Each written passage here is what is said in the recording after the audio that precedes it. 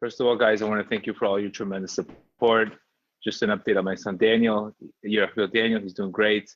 He's going through treatment. It's going to be a long process, but his spirits are definitely very upbeat. And there's no question this is because of all the calls and all the prayers and the charity and the forgiveness that all of you have done. I really am very beyond grateful for everything everybody's done. So tonight's class is going to be on how to beat our goals, how to crush our goals, how to build vessels. There's no real title that can actually fit, because we're really going to do a little bit of everything. How to really get to the goal line, which is really what we want in our lives. And I'm going to talk to you about 14 to 15 things, short things, but very practical things, using obviously the teachings of Reb Nachman, which are all centered on the writings of the Arizal and our holy sages. The reason why I happen to be myself a very, very big, self-help guru. I read a lot of self-help books, and there's a very common trend that the only difference is between those books and the Torah is the language that's being used. So we want to use the proper language in order to get you guys to understand that everything is really, really in the Torah. So the number one thing we need to understand is the way God created the world. God created the world, and Nachman says in lesson 49, that originally the whole creation was nothing more but Ein Sof. What does Ein Sof mean? Unlimited light. There is so much light that with the fact that there was so much light that there could be no creation unless our Creator created a tzimtzum. A tzimtzum is a reduction of that light in order for him to make a place for the world. So Reb Nachman and Reb Natan say something absolutely beautiful. They say, just like Hashem created the world first the thought, he had a vision, and then he made a decision to create a world, to remove himself from the world, to create a hollow space. The same thing with ourselves, that we all have these visions. We all have Ein Sof. Ein Sof is this concept of unlimited potential, unlimited. But the thing is, some of the things that we're dealing with today is we are too much in the vision and we're not making a decision, or we never even have the vision. So you could see that in the beginning of the creator of the world, there was unlimited light, and Hashem had to reduce himself in order to start creating the world one day at a time. So this tells us a lot. It tells us a lot that you could see that the only way to create the world is to first, we have to think about it. We have to think about a goal. We have to bring a vision into a decision. This is exactly how you mirror creation. After that concept, there was a concept of breaking of the vessels, which you speak about all the time, that there was too much light in the vessel and the vessel broke. And in order to rebuild, what happens, we have to recreate those vessels and make them bigger. So I'm going to talk a little bit of failure, talk about contractions. These are all Kabbalistic concepts that I want you to speak about. That's why we're bringing in these concepts in the beginning. So remember, a tzimtzum, when I speak about a tzimtzum, I'm referring to a contraction of light. An example of a tzimtzum today would be what's going on in Israel. All of a sudden, there's too many cases of corona. What happens? We're shutting everything down. Ultimately, we're shutting everything down in order to what? Rebuild bigger. So the purpose sometimes where we have to go smaller, we have to break something in order to grow bigger, it's a very Kabbalistic concept. This concept is called a tzimtzum. A tzimtzum is taking your light, taking your ideas, taking your goals, and bringing these goals into very practical steps. That means thinking big, but acting small. Why? Because if we get too much light without the appropriate vessel, what happens? It breaks. So this is what happens a lot of the times. It could be either in a situation of trying to hit a goal, or a business, or a marriage. These situations basically take all part of our lives. That anytime failure teaches us is that we have too much light and we don't have the appropriate vessels for that specific light. Sometimes our problem sometimes is we want too much too fast. For example, let's say a person never went to the gym before, and all of a sudden he goes to the gym and one day he decides to go 2 hours or 3 hours in the gym. Instead of saying, you know what, I just started working out, let me just put 20 minutes in, let me put 15 minutes in. But if he puts 3 hours in, what's going to happen? He's going to have an overabundance of light, which is going to lead him to burnout, which is going to lead him to not go to the gym for another 2 weeks. So these are examples of too much light without the appropriate vessel, which ultimately leads to failure. So to start the class, number one thing we want to start with, the first concept is you have to have a vision.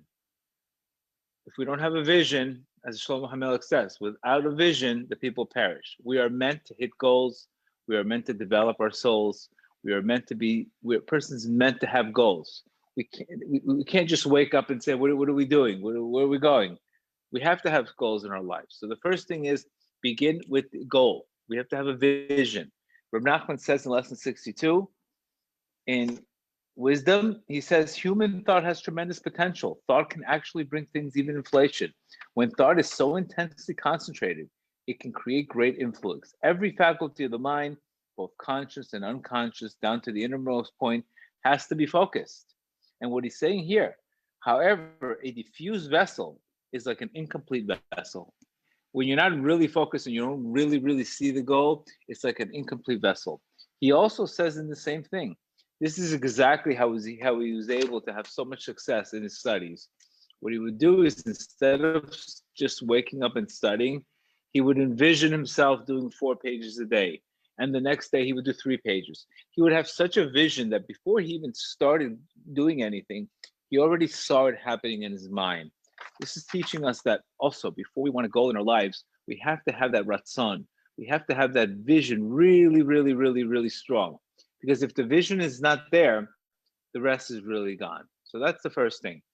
If we're struggling with visions in our lives, if we're struggling with hitting goals, it could be very related to the past. It could be very related to our belief systems. Like we say all the time, whether you think you can or you think you can't, you're absolutely right. I believe this is a Henry Ford line. That means whether you think you can or you think you can, you're absolutely right. So a lot of times I speak to people, they're struggling with whether or not they believe they can do it. And that's obviously rooted in faith. So without faith, without trust, we can't even see it. That's the number one thing off the bat. The reason why we lose our faith, past experiences, lack of faith in ourselves, maybe negative comments, fear of failure. There's a lot of reasons why a person doesn't even try to attempt to hit goals anymore. It's just he just doesn't have the head for it anymore. And this is obviously something that we have to hit goals, because if we don't have goals, we don't have dopamine. If we don't have something to pursue, there's no dopamine. If there's no dopamine, there's no happiness. If there's no happiness, what are we living here for? So without the appropriate dopamine and without having goals, what happens? We end up using dopamine in ridiculous levels through narcotics, through drugs, through, unfortunately, other ways where they take our dopamine levels to levels that we can't sustain, and we end up falling a lot. So that's the number one thing, is vision. Number two, to understand, in life, Hashem wants us to make adjustments, not excuses. It's very easy to make an excuse and to blame somebody. We all do it all the time. But Hashem wants us to make adjustments, not excuses. And you could take the example from Yonah. What happened with Yonah? He got swallowed by the whale. He didn't want him to make an excuse. He wanted him to go. You can't run away from your mission. So the story about Yonah that we speak about, it's a story about a person running away from his mission. You can't run away from your mission. At the end of the day, somehow or another, you're going to end up going back there. So it's very, very important. Make adjustments, not make excuses. Another important point that I want to discuss: stop taking failure so personal. There's a formula to success. It's called failure leads to experience. Experience leads to success. That has never changed. Nothing has ever changed in that formula. Failure gives you experience. Experience gives you success. This is what's called the shattering of the vessels. Vessels shatter because they can't contain the light that they have. So our job is to make bigger vessels, not to ask for more light. If something is not working in our lives, it's teaching us two things: change what you're doing, or change how you're doing it. Change procedure, or change perspective. It's very simple. Those two things. The most important thing is to get away from the mind game of despair, of the I can't do it, I don't have the head for it, how many times is it going to happen. It's so important to exit your mind into the moment. Get out of your head at all costs. This is the job of the Yetzer Hara, the job of the ego, to keep you in your head. You have a failure, you say, what is next? Stop taking it personal. Because if we take it too personal, all of a sudden we don't have the energy to go back into a new challenge, a new marriage, a new opportunity. Sometimes failure is the greatest thing that can happen, because what happens with the current system that you have, or the current way you're doing it, it's impossible to win. So failure is created for you on purpose. And this is what's called a breaking of the vessel. Myself, for example, I've had to wipe out some of the departments in my company. I've had to fire everybody. I've had to start all over, because what happens is sometimes you have to break the vessel yourself. Because if you don't break the vessel yourself, then it's going to happen for you. So smart people end up breaking it first. What that's called is sometimes starting over. Let me give you an example that I always use, and I think it's the best example. As somebody losing weight. Everybody, January New Year's resolution, we all have these ambitious goals to lose weight. And all of a sudden, everybody thinks big and they say, I want to lose 70 pounds. I want to lose 60 pounds. I want to lose 50 pounds. Everybody's thinking very, very big. And all of a sudden, they start making a decision and they say, okay, no more sugar. We're going to CrossFit 5 times a week. All of a sudden, we're going to work out 5 times a week. We're going to not eat sugar, not eat this, not eat this. So all of a sudden, they have so much light that they want. And this person, there's no way in the world that they're going to be able to go to CrossFit 5 days a week and all of a sudden stop sugar in one day. But all of a sudden, they have these ambitious goals. They try it for a week or 2 weeks. And next thing you know, they give up. And this is what happens to 90 to 95% of people. They give up because their goals are way too ambitious. And what happens is they need to make it seem soon. They need to lower their goals. Because what's going on is because they continue to hit those goals without the appropriate vessel, and it continues to happen every single year over and over again, then what's happening? All of a sudden that person says to himself, I shouldn't even try to hit goals. I never hit them anyway. The reason why we're not hitting goals and we're not getting what we want is because we don't have the right dot to hit those goals. So what should that person do? All of a sudden, the person should do something very simple. He should say, 1 week, the first week of the brand new year, I'm not drinking any sugary drinks. All of a sudden, that's an attainable goal. He loses 2 or 3 pounds. The next week, he should say, you know what, let me try 10 minutes on the treadmill. Not more than 10 minutes, not an hour, 10 minutes. Because what's going to happen is you're going to end up hitting that goal. You do the 10 minutes on the treadmill, next thing you know, you lose another 2 to 3 pounds.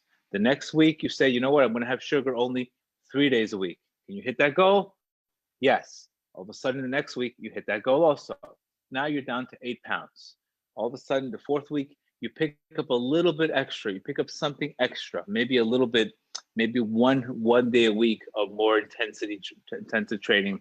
The bottom line is at the end of the month, this person has lost 10 pounds. And what happens in life is people will only change, or people will only invest in themselves if they feel better about themselves. And the only way they're going to feel better about themselves if they start having progress. Progress equals happiness. So what we have to do in life is get going. But if we're too much in a hurry to get going, or if we're too impatient to get going, what's going to happen is that patience is going to turn to anger, as Reb Nachman says in lesson 18, that the key to hitting goals is to turn anger into patience. So all of a sudden, that person loses 10 pounds, The next week he starts taking on another thing and another thing, and by the end of the second month, he's down to 20 pounds. He never chose to do something beyond his limitations. He created feasible goals and he hit them. And all of a sudden, whatever stays in motion continues to stay in motion. This is the key to hitting goals. When I tell people to do his bodhidut, I start people doing a challenge, do a small thing first. The main thing is we have to say it and we have to do it. This clicks dopamine, but if we say something, we don't do it, we end up disliking ourselves and we end up not hitting any goals. So that's the first thing is make a tzimtzum. Sometimes you have to make your own tzimtzum. That means if you're not hitting that goal, break it down into even a smaller goal. That's what the idea of taking the Coca-Cola once a week. If somebody told you, what's your New Year's resolution? And you told them, I don't want to drink Coca-Cola for 1 week. They're going to look at you like you're crazy. They're going to look at you like you're absolutely crazy. This is what you want out of all the things. I want this, I want that, I want this. But you're going to end up hitting more goals than these people are going to hit because you have a reasonable and you know exactly what your vessel can hold and you know exactly what you can attain. But too much is going to lead to, obviously, same thing happening over and over again. So that is this concept about thinking big, but planning small. Just like our Creator created the world in 6 days, and the seventh day He rested. He didn't create 7 days in one day. Every day was a different creation. And that's something that we need to develop because we're in a world today of instant gratification. We're in the world today of chasing happiness. We're in the world today of rat racing, and we're not in the moment. And this is what's causing us not to hit our goals. Okay, great. Sorry about that. So again, back to not taking things personal, not to take failure personal. The reason why we fail is because either we want it too quickly, we have the wrong perspective, or we have the wrong procedure. Get out of your head, enter the moment, and say, okay, what's different? What can I do different? Stay in the solution. And this is one of the things I'm telling you right now. I see it all the time. That it's either in recovery, it's either in marriage. People are afraid to go back into the same situation again. People are afraid to go back into anything again because they're saying, what's going to happen? How about if I fail again? I don't know what's going to work out. And the whole life they're staying in regret. And they're all only because they took failure personal. And guys, I told you guys I've been divorced. I failed many times in business. But the difference is you have to recognize I'm taking it as a lesson. I don't take it personal. That means failure is a lesson. It's not to be taken personal. There should be no reason why a person should go on a date being divorced and carrying this emotional weight and basically, going saying that life has hit me too hard or wearing their failures on their neck. This is not what we're about. We're here to be empowered and we're here to control. We're not supposed to let failure make us lose our faith. And this is something that's unfortunately way too common, way, way, way too common. And it all starts from either not having the right formula and then taking failure personal and then all of a sudden creating a belief. We need to understand when I tell you guys all actions are belief driven because everything starts with your beliefs. Your beliefs determine your thoughts. Your thoughts determine your speech. Your speech determines your actions. Your actions determines your habits. Your habits over your whole life become who you are. So if we want to change something, sometimes we have to go all the way back to the belief to start all over again. But I'm trying to explain to you, like Rav Nachman says in lesson 10, that there's no way you're going to be able to have a clear mind. Only if you have joy. There's no possible other way to have your clear mind other than being in a state of joy or being in a state of solutions. If we're too much focusing on what we're going through, we're not going to be able to do that. So again, failure teaches us to widen perspective and change procedure. This is exactly, and sometimes it takes us out of a la-la land mode. Sometimes failure teaches us, okay, you know what? You have to try a little harder. Your perspective is not there. And this is the whole reason why it happens. No other reason why it happens. It's to teach you a lesson. If you take any other example, but to teach you a lesson, you're taking about yourself, and that is leading you to low self-esteem, and that is leading you to stop growing. And I can't stress that enough to you. I see this all day long in my recovery centers. Everybody takes failure personal. And just to get a person going, it takes so much effort. But if we never took it personal, then we wouldn't spend so much time in self-pity.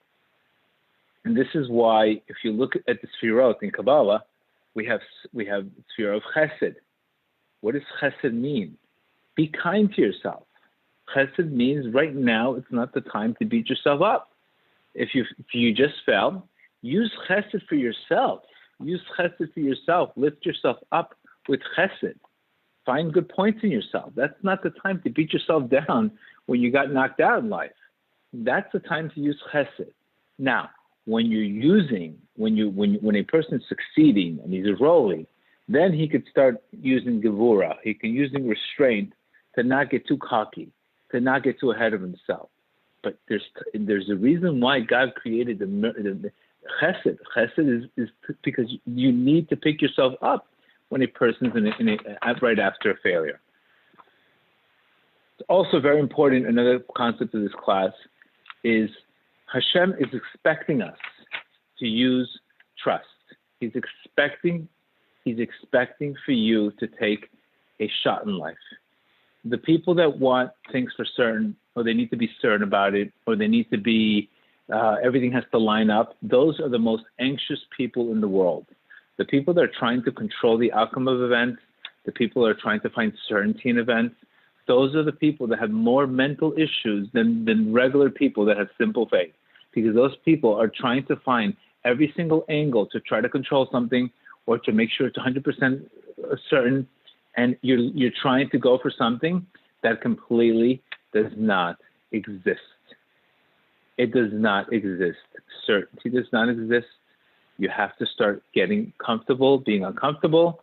You have to start recognizing that you are here in this world to recognize your Creator. How can I recognize my Creator if the answer is right in front of me? So there is going to be, in our lives, a lot of pain. There's going to be a lot of concealment in our lives.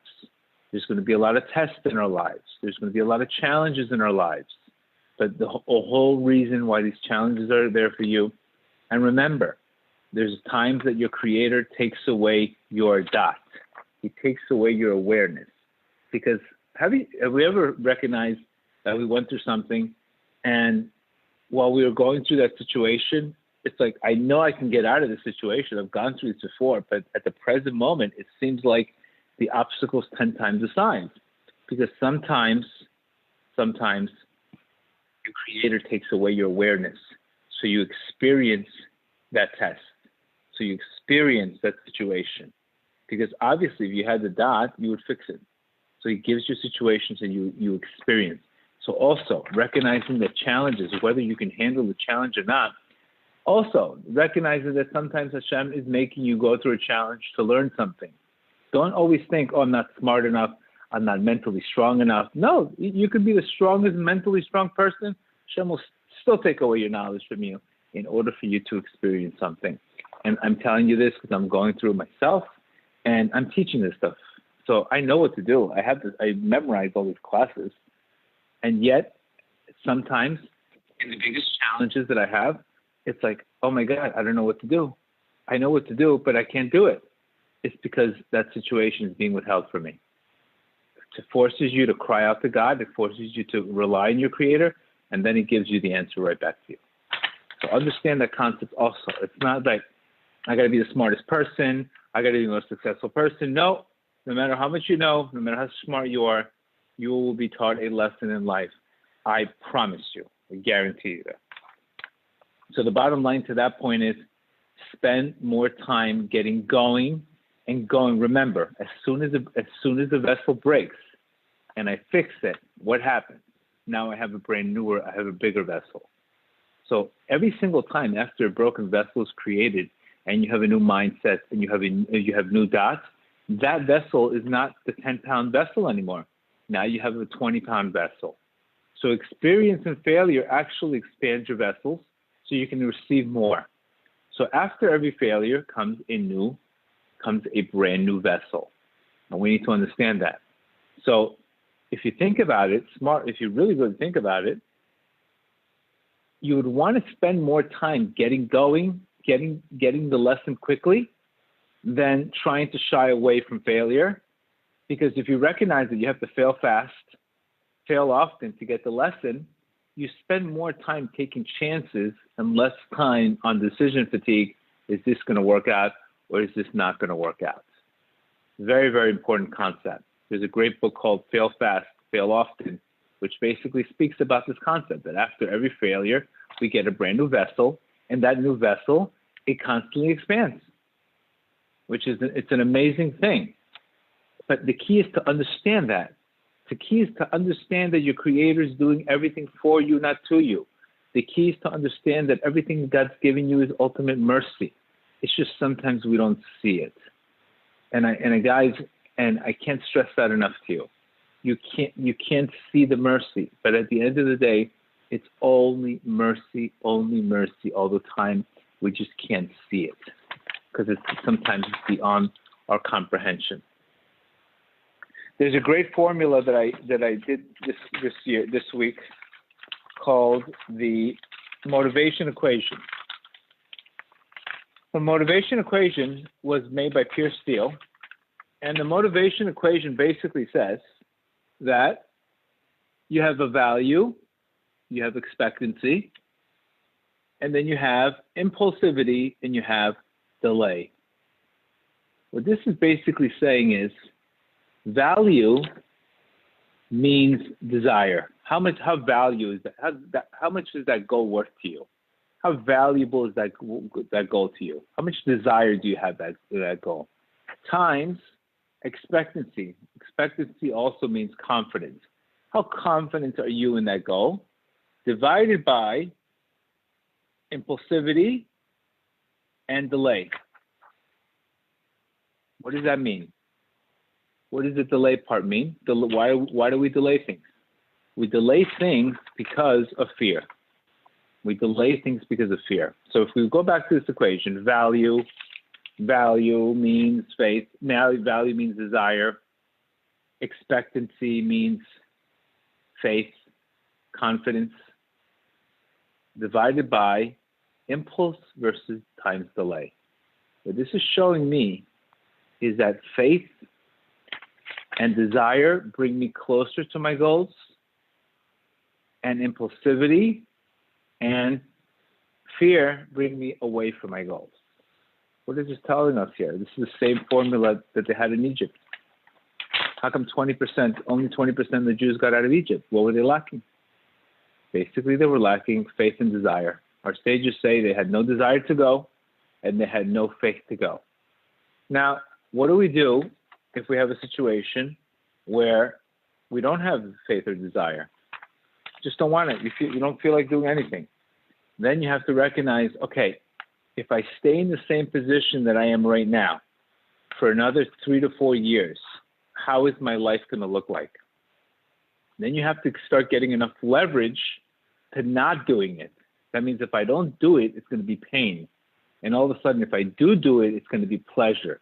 So then we use leverage. So when we don't have desire, we start getting leverage.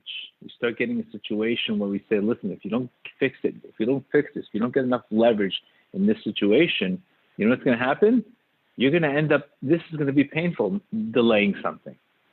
And this is, you could take this example with, creating more of a shock, creating a shock that if you don't do it, it's going to be painful. You could do that with, God forbid, let's say a person says, you know what, if you don't stop smoking, he looks at his lungs, or God forbid, if a person doesn't stop eating sugar, he can get an arm taken off. So he has to create enough leverage in order to beat that. So this is a phenomenal formula. Increase your desire and increase your faith, and decrease fear, which is delay, and impulsivity. Why do we become so impulsive? We become so impulsive because we don't want to deal with the issues. Why do we become impulsive? We don't want to deal with it. So we become very impulsive. We start getting delayed, and that takes away from our goals, which is a beautiful formula. So faith and desire get you going. Fear and impulses slow you down. The next process that I'm going to talk about is the importance of enjoying the process. I would say one of the things we all suffer from is Hashem. We tell Hashem, please make this thing finish already. For example, coronavirus, it's a process. No matter how quickly you want to fight it, no matter how quickly you want to get a vaccine or not vaccine or whatever you think is going to happen, there's a certain amount that this virus is staying here, and there's a certain amount of time that this virus is going to leave. And it's going to be a process, and that process is included in that process is purification of the world, fixing a lot of things that needed to be fixed. And that's a process that Hashem wants to happen. So the more you fight time, the more you go against the process, the more the process is going to hurt you. But the more you get into flow with the process does not bother you anymore. And that's why it's very, very important that whatever we're going through, stay in the moment. It's a process. There's a reason why you have to go through that process, because there's things need to be fixed in the process. But if we're too busy chasing the prize, we start losing the process. And then what happens? We don't get the process, and we don't get the prize. We lose at everything, and we start all over again. You're struggling dating, or you're struggling in finding the right job, or you're struggling whatever you're struggling in, or struggling with marriage, struggling with trying to make shalom bayit. That's a process. What is that process? Hashem wants you to wake up early. He wants you to pray to God to ask Him for help. That's a process, because remember this line, and I never forgot this line. It's not what you get, it's who you become. I believe Tony Robbins says that. It's not what you get, it's who you become. What did that process do to you? What did it make you into? How did it change your life? Don't just look at it, wow, I finally found my zivug after 5 years. But who did you become after for 5 years looking for that person? How much pain you went through and how much prayers. You became a different person. So it's not what you get, it's who you become.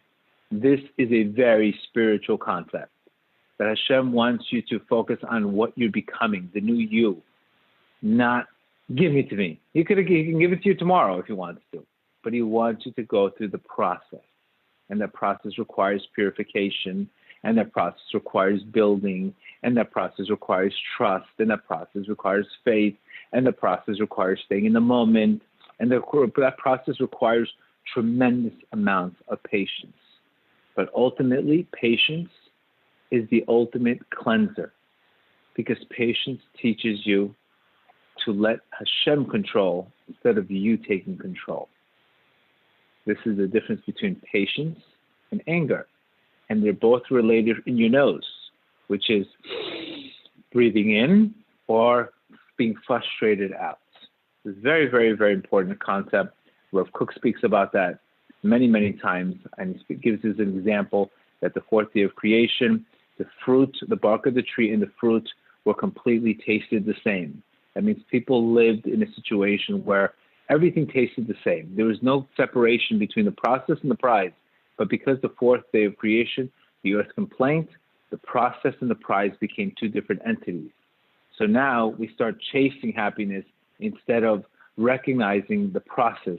It's the process that's leading to happiness. That means the original intention was that I would be so thrilled with the process that whether or not I got the prize would not make a difference to me. Imagine if you lived like that you were so happy with the process that the prize made absolutely no difference to you. And that's usually how you get the prize, when you're so involved in the process. Very, very important concept. One of the last concepts, obviously the Heat's playing tonight and the Lakers, so not going to be a very, very long class. But one of the second process is don't let the shattering of the vessels haunt you. What does this mean? vessels shattered in your life, failures in business, failures in marriage, but those vessels broke in order for the new vessel to be built.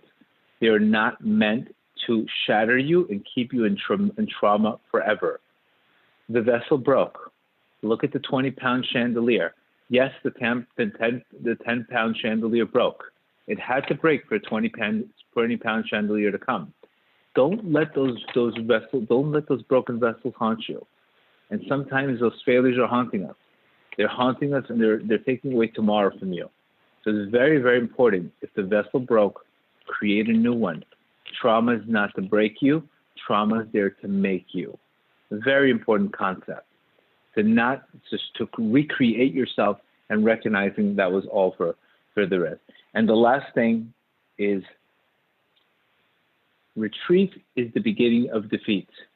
It's so important that if we're not running, at least stay still. Just don't go backwards. That's the key. You can run. Sometimes you're not going to be able to run. But Rav Nachman says there's times where you just have to stand still. Hold on, but don't retreat. And this is something that we often do too much. We're retreating instead of running forwards. So these are 14 to 15 concepts that we spoke about the shattering of the vessels. We spoke about rebuilding a new vessel. We spoke about making the tzimtzum, lowering our light in order to hit realistic goals. We spoke about that sometimes that our vision has to be, our desire has to be bigger than our obstacles. And these are great, great obstacles that really, these are great, great concepts that we can do. Any questions? Ariel, any questions? Yes. So this viewer says that they believe in Hashem, but they don't believe in themselves.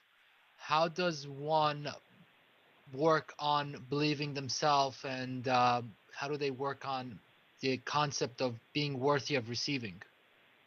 Correct. Well, first thing is, again, if you lose faith in yourself, then obviously you're going to lose faith in your Creator. That's number one. I mean, exactly what I said. Why would that person not feel worthy? It's because, again, taking failure personal. Something happened, or somebody abused them, or something happened in their life that they took it personal, and that person was defined by that person's opinion, or was defined by failure. So if I'm trying to explain to you that this is part of creation, that we have to go through this process of a reduction of light, of a breaking of the vessel in our lives, it's part of the process. You have to go through it. You have to go through the failure to get the experience, to get you success. So unfortunately, when we stay in those positions too long, then we don't grow, and we take all the attention to us. And what happens is, when you do that, it's a form of arrogance, because the person who's arrogant is telling Hashem that they gave him too much. You gave me too much than I can handle. It's not fair. And that is not really the best way to think, because Hashem never gives you anything that you can't handle. Okay. So the reason why you lost faith in yourself is because you took something personal, or somebody did something to you again. It's too focusing on an exterior event defining who you are, which is obviously not what we want. Okay, the next question is, how can one make decisions? This person always feels stuck in dilemma. Is there any teachings about this? Yeah, just what we spoke about today. I mean, what we spoke about is that understanding that you're going to go through a process of building a vessel, that first it has to break in order to be rebuilt. And the way it breaks, sorry.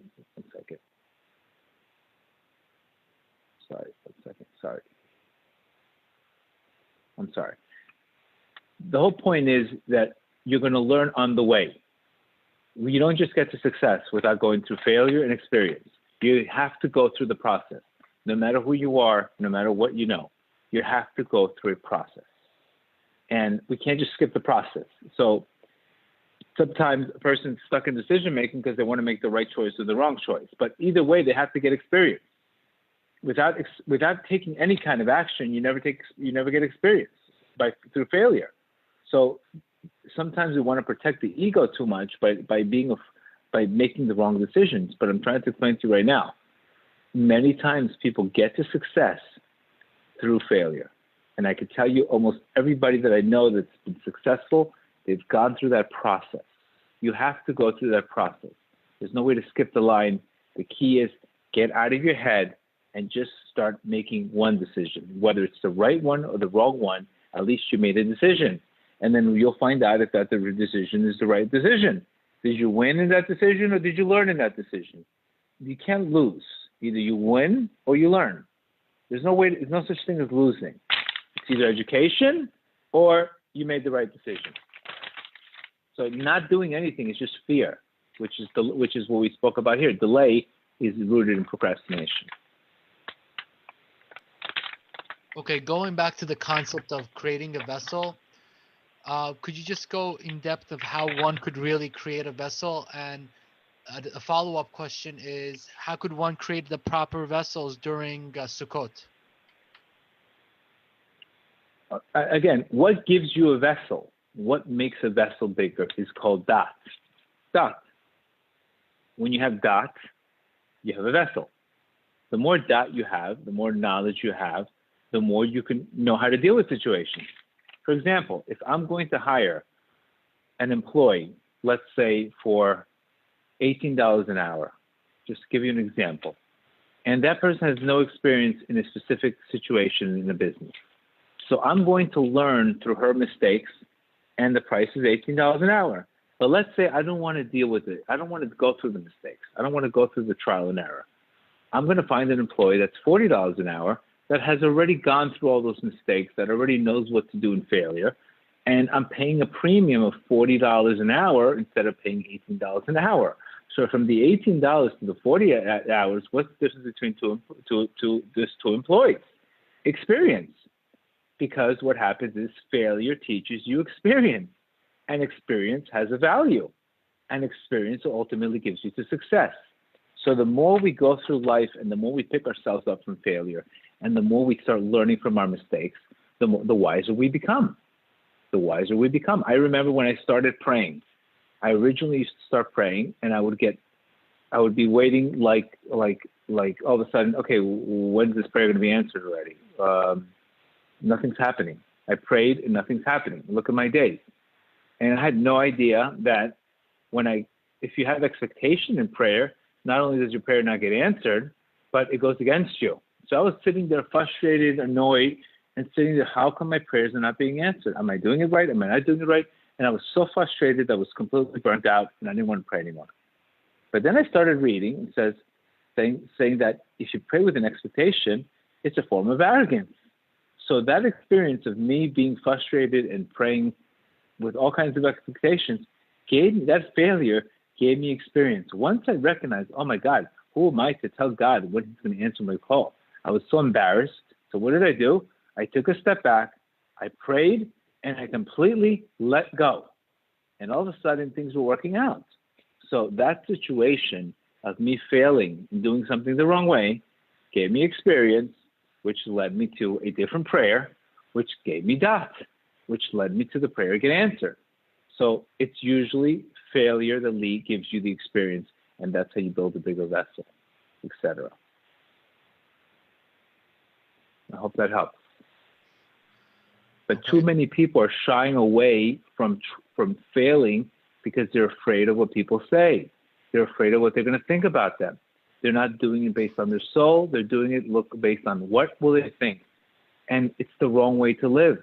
It's the wrong way to even think about life. Who cares what people say about you? You're here for you. You're not here for them. Too many people are suffering today because of what will they think? What will people say? What are they going to say about me? And it's definitely not a way that's rooted in what? It's rooted in ego. It's not going to lead you to any kind of success. Okay, this viewer is having some issues with their parnasa, and they're asking how could they stay sane in this department. It's been a roller coaster for him this year in terms of parnasa. Right. Like the Lubavitcher Rebbe says, bitachon, trust. Trust attracts, fear does the opposite. Trusting in God brings the item that you want closer. Fear pushes the item that you want farther away from you. So it's normal for people to all of a sudden, when the numbers are not hitting, the first thing they do is worry. What worry does is not only does it not give you what you want, it actually ruins your vessels. The best way to ruin your vessel is to worry. Because remember, we are dependent upon our Creator. We're not depending upon our hands. You make an effort, you need to let go. It's very important that over-worrying can tremendously damage financial pipelines. We have many, many classes on this explaining this concept. Okay. So this viewer is asking, what if one puts all their faith into Hashem and what you pray for doesn't happen when you need it? By the way, yes, Okay. I take it personal because I really rely on Hashem to help. So this person is taking it personal because Hashem is not delivering. Right. So sometimes what you want is not what's best for you. So that's another thing he says. I promise you, if you prayed, Hashem, give me what's best for me, you would get answered 100%. But sometimes you want something that maybe that's ultimately not the best thing for you. Maybe if that thing came to you, it would ultimately be not good for you. So what you should pray for is Hashem, give me the best thing that's for me. Maybe you want to be a stockbroker and Hashem wants you to be a therapist, and it's not being a stockbroker is not tailored to your mission in life or to your Mazel. And if you got that, ultimately it would not lead you to become the best the person you would be fulfilled. So short term, it looks like you're getting a raw deal, but if you look at the big picture, it's not part of your mission. That could be one reason why you're not getting that specific thing. Again, that's why I say, please bless me, Hashem, that how should marry me. How do you know that's the person for you? You don't know that's the person for you. We don't know that. You don't know that. Don't get stuck on limitations because your Creator has no limits. Don't put limits on your Creator. Sometimes you're asking for things too small. You're meant to have something much, much bigger. But because of our limitations, and we just spoke about in the beginning of the class, Hashem is Ein Sof, no limits. Don't put limits on your Creator. If something is not meant to be, it's not meant to be. Believe me, when my son was sick, I was praying that it should be something else. I didn't want it to be cancer. I wanted it to be a cold. I wanted it to be a fever. I wanted it to be whatever it is. I'm not praying for, and this came. So obviously we don't say, you didn't give me what you wanted to give me. Why did you give me this? I'm mad at you. We can't have that mindset, because at the end of the day, the more you recognize in life, the more you recognize you know absolutely zero. And when you recognize you know absolutely zero, then you're then you realize that you're not going to give something the wrong meaning based on our limited mindset. So don't take your object on a specific thing. Maybe Hashem has a whole different plan for you that you can't see with your eyes right now. So when you can't understand, our sages tell us, go into faith. Okay, in terms of you mentioning getting remarried after a divorce, this person mentions, what if a person who has been abused in their marriage, it's so hard for them to start over? What knowledge could you pass on to them? Again, very simple. You got abused in a marriage. People treat you the way they feel about themselves. I know this is easy to say this at 9 o'clock at night on a Wednesday afternoon. When you're in the middle of the war, it's a whole different story. The emotions are kicking. The mind is, you have resentment. I get it. I'm not going to here to tell you a picture perfect tell. But I'm trying to explain to you, if you look deeply into this concept, you would recognize, why would another person treat another person bad unless that person himself is hurting himself? Hurt people hurt. So if you recognize the way other people treat you is a reflection about themselves. If somebody verbally abuses you, that means that person himself is not emotionally well. He doesn't know how to handle his emotions. He's dumping his emotions on you. So that person himself, you actually have to have mercy for him. So you can really never get abused unless you take it personal and you make it about you. Like you would never say, my 3-year-old daughter abused me. She wakes up and she screams at me and she says, "Mommy, give me this. Mommy, give me that." She's controlling. Would you go to a therapist and tell him that your 3-year-old daughter is verbally abusing you?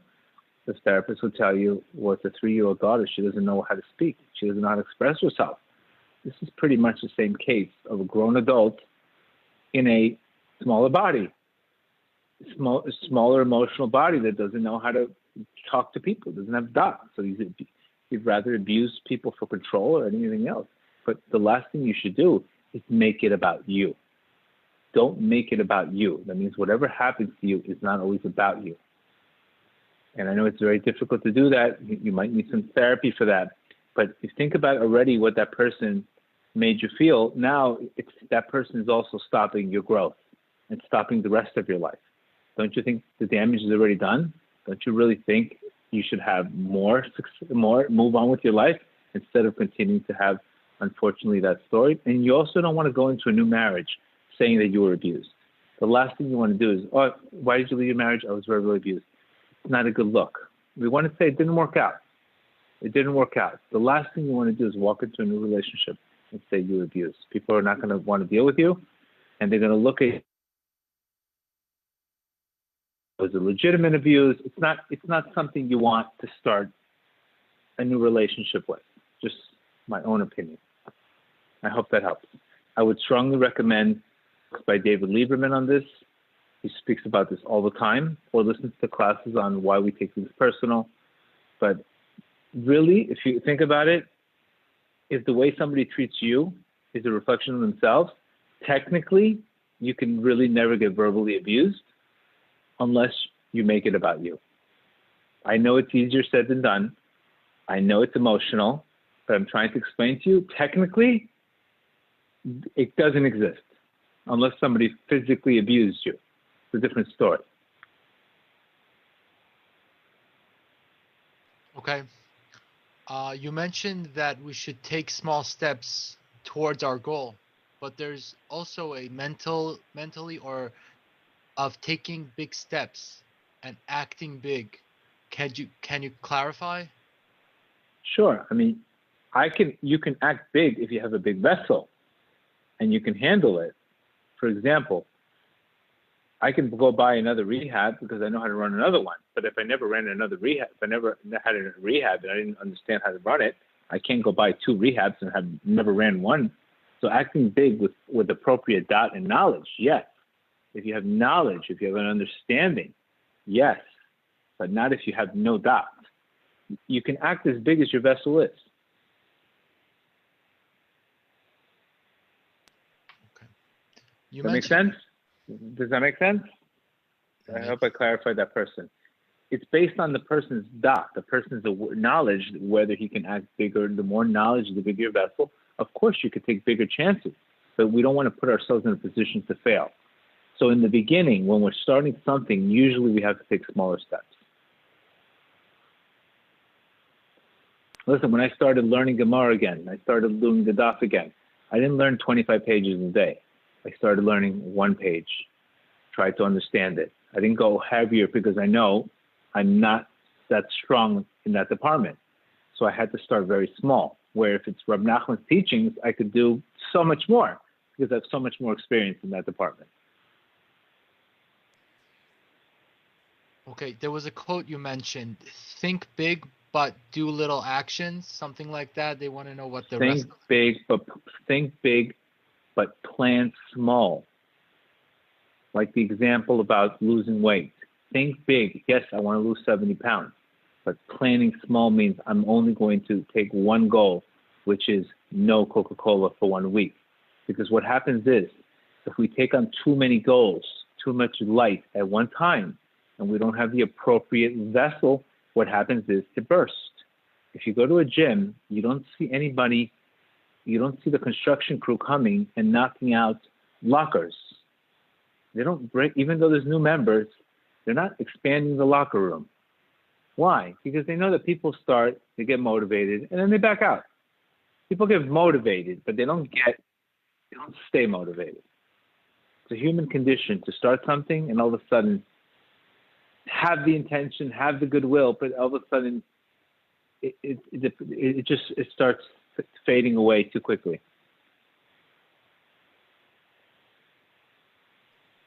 Okay. In terms of differentiating between desire versus obsession, how could one know which one is a desire and which one is an obsession? Very good. Very good question. Desire, spiritually, you should have a tremendous desire.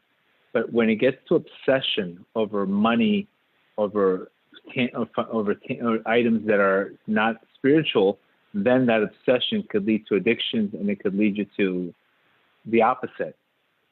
So desire is wanting it, desiring it. But you have to be careful with things that are physical, because obsession can lead to evil eye. Obsession can lead to coveting another person's obsession. That is not good. So desire, what we're talking about here, is in more of a spiritual realm. Okay. So this viewer wants to know if growing out their hair or beard helps with Kedusha, and wants to know what's the importance of like growing out a beard. Right. Rav Nachman has a whole Torah about that. I'm not the best person to ask for that question, but there's definitely advantages to that. Absolutely. There's definitely advantages. The Zohar talks about it. Rav Nachman talks about it in Lesson 20. There's rectifications of the 13 apertures in the face. But number one thing that should really be worked on is interior work. The interior work is the key. The interior work is the key. But for you should ask other people about the beard. I'm not the best person for that. But there is definitely benefits of that. Absolutely. Okay. Can you be happy in the process and enjoy the process, but still yearn for what you are praying for? Or just really focus on being present? But that is the process. Yearning in the process. Yearning to get married while I'm not married, but praying for it, knowing that I have to go through this. Rav Reuah says something beautiful in his prayers. And he says, Hashem, how can I ask you for a salvation if I don't even have a vessel for it? Which that message is very important. Teaching us first build the vessel, and then it will come. You understand? Imagine a person that doesn't do any kind of awareness or doesn't work on himself, and all of a sudden that person is very into himself, and all of a sudden that person gets married, and all of a sudden you're living with somebody, you have to now give. Before you were really giving, you were thinking about yourself. It's going to be a recipe for disaster. So you could see sometimes things don't happen for a benefit. So that's why you should always ask your Creator, Creator of the world, give me what is good for me, not what I think I want. Give me what is good for me. It's like a prayer that you can't go wrong. How could you go wrong? Asking your Creator to give you what is good for you. Okay, I think that's it for now. Good? Great. Guys, have a great night. Go Heat.